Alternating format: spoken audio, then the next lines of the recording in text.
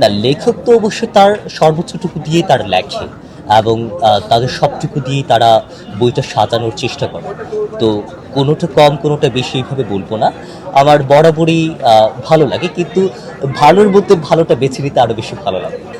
প্রথম প্রকাশনী দিবে কিনা তো জানি না, কিন্তু দেখি ঘুরে ফিরে উপহার পাওয়া না, একটা মূল্য থাকে সবসময়।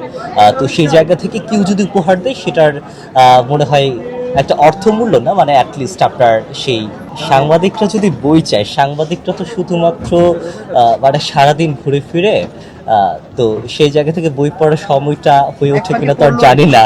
তাহলে সেই জায়গা থেকে অবশ্যই পরের মাসে যখন টাকা পয়সা হবে তখন দেখা যাক। হ্যাঁ, ডিএপির পক্ষ থেকে এই কথাটা বলেছেন।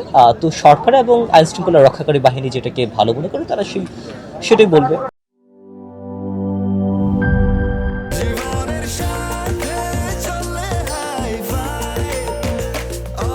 স্বাস্থ্যকর অল টাইম, সব সময় অল টাইম হেলদি লাইফ।